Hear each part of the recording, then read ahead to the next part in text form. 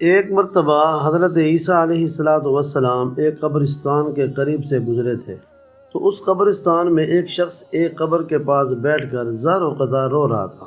یہ دیکھ کر حضرت عیسیٰ علیہ السلام نے پوچھا، تم کیوں رو رہے ہو؟ تمہارے رونے کی وجہ کیا ہے؟ تو کہنے لگا کہ یہ میری بیوی کی قبر ہے، یہ میرے چچا کی بیٹی تھی، مجھے اس سے بہت پیار تھا، میں اس کی جدائی برداشت نہیں کر سکتا۔ اتنا رویا تو حضرت عیسیٰ علیہ السلام نے فرمایا، کیا تم چاہتے ہو کہ میں اس کو تمہارے لیے زندہ کر دوں؟ اس نے عرض کیا، ہاں حضور، میں یہی تو چاہتا ہوں، یہی تو میری چاہت ہے، اس کے بغیر میں زندہ نہیں رہ سکتا۔ حضرت عیسیٰ علیہ السلام نے اس قبر کے مردے کو آواز دی کہ اللہ تعالیٰ کے حکم سے اٹھ جاؤ۔ آپ کا یہ کہنا تھا کہ فوراً قبر پھٹ گئی اور وہاں سے ایک حبشی غلام باہر نکلا جس پر آگ کے شعلے بھڑک رہے تھے۔ اس نے حضرت عیسیٰ علیہ السلام کو دیکھا اور بآواز بلند کہا، لا الہ الا اللہ، عیسیٰ روح اللہ۔ اس کا یہ کہنا تھا کہ آگ فوراً بجھ گئی۔ تو اس شخص نے کہا کہ مجھ سے غلطی ہو گئی ہے، یہ قبر میری بیوی کی نہیں ہے۔ یہ سن کر آپ علیہ السلام نے حبشی غلام کو حکم دیا کہ تم اپنی قبر میں واپس چلے جاؤ۔ چنانچہ وہ مردہ اپنی قبر میں واپس چلا گیا۔ حضرت عیسیٰ علیہ السلام دوسری قبر کے پاس تشریف لے گئے اور فرمایا کہ اللہ تعالیٰ کے حکم سے اے مردے زندہ ہو جا۔ آپ کا یہ کہنا تھا کہ قبر پھٹ گئی اور اس میں سے ایک حسین و جمیل عورت باہر نکل آئی۔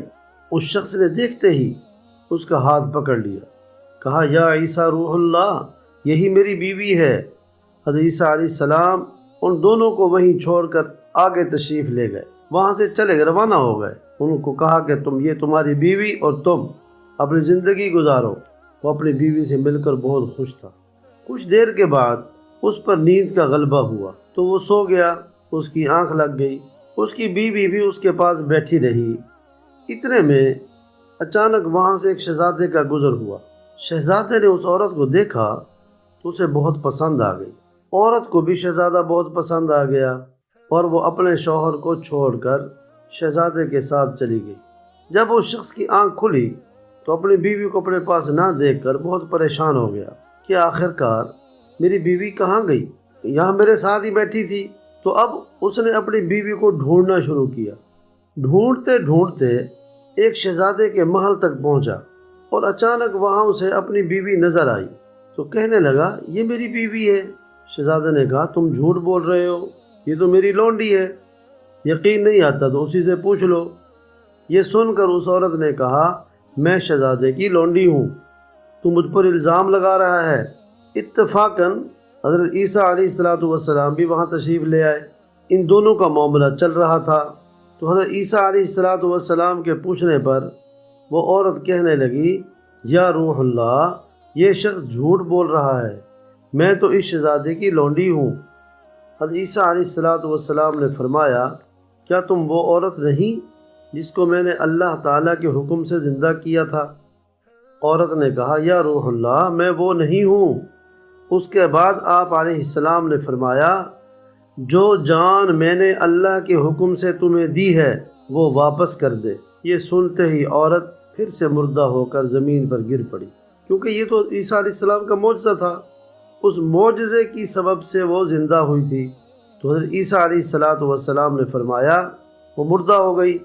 اب یہاں پر عیسیٰ علیہ السلام نے فرمایا، جو شخص ایسے آدمی کو دیکھنا چاہتا ہے کہ جو کافر ہو کر مرا تھا مگر زندہ ہو کر ایمان لایا، تو وہ اس حبشی غلام کو دیکھ لے، کیونکہ جب وہ نکلا تو اس کے جسم پر آگ کے شعلے بھڑک رہے تھے۔ وہ بے ایمان ہو کر مرا تھا، کفر کی حالت میں مرا، لیکن جیسے ہی وہ زندہ ہوا اچانک دیکھا تو نبی کا کلمہ پڑھ لیا، نبی کا کلمہ پڑھ لیا اور مومن ہو گیا۔ تو عیسیٰ علیہ السلام کیا فرماتے ہیں کہ جو شخص کافر ہو کر مرا تھا مگر زندہ ہو کر ایمان لایا تو وہ اس حبشی غلام کو دیکھ لے، اور جو ایمان کی حالت میں مرا ہے اور جو کوئی بھی ایسے شخص کو دیکھنا چاہے جو مومن ہو کر مرا تھا، اللہ نے اس کو زندہ کیا اور وہ کافر ہو کر حالت کفر میں مر گیا، تو اس عورت کو دیکھ لے۔ اس کے بعد اس اسرائیلی شخص نے قسم کھائی کہ میں اب کوئی نکاح نہیں کروں گا۔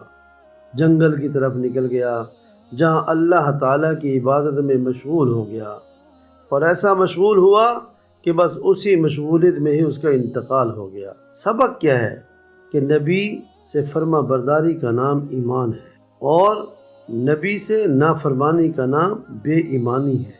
اللہ تعالیٰ سے دعا ہے کہ یا پروردگار تو ہمیں مرتے دم تک ہمارے پیارے نبی صلی اللہ علیہ وسلم کا فرما بردار بنا کر رکھ، اور حالت ایمان میں اس دنیا کو چھوڑنے کی توفیق عطا فرما۔ سب کہو آمین۔